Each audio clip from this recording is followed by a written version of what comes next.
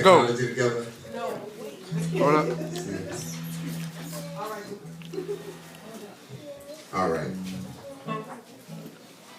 So I remember when I first saw the gang episode of Good Times, and I empathized with JJ, a sensitive artist growing up in the neighborhood trying to navigate ghetto politics. He saw the Satan Knights, a gang, as a means of protection, and with little choice, he joined their ranks, though he was never fully committed to it. See, he didn't need to be. He didn't need the Satan Knights.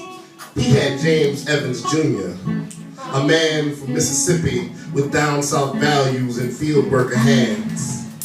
James Evans was his rites of passage, his pathway to manhood. And the Satan's Knights were a surrogate to ghetto boys with manhood dreams and few good examples. And that's where Cleon Edwards comes in. Cleon Edwards was the alpha male, the big dog. He saw his manhood fail him. His example ran away and left him and his mama and little brothers and sisters to fend for themselves.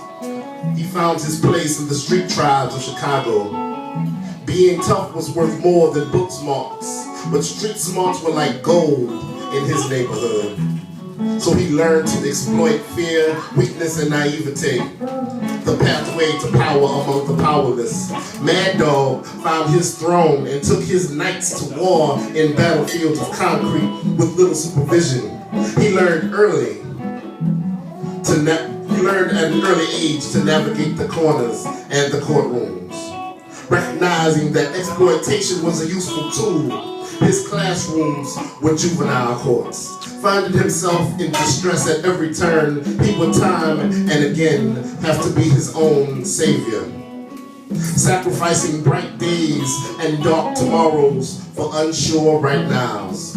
His life was a question, and impulse his best answer. He conquered the projects and ruled the Satan's Knights and sacrificed his mother's love.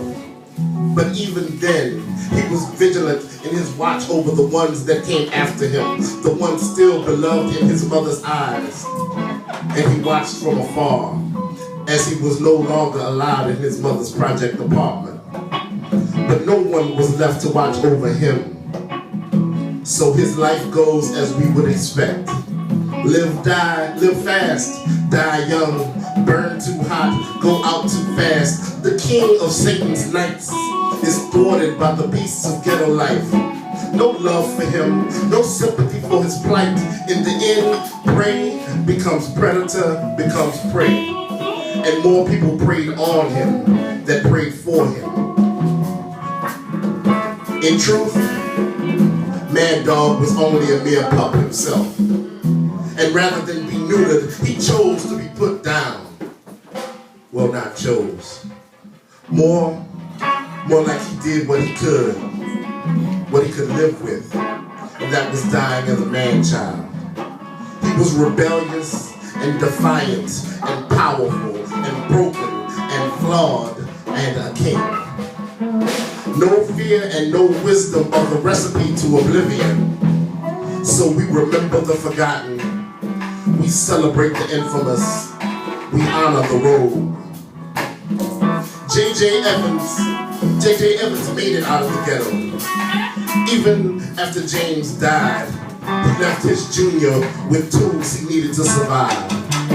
J.J. had a map and eventually a plan. But Cleon Edwards had Mad Dog.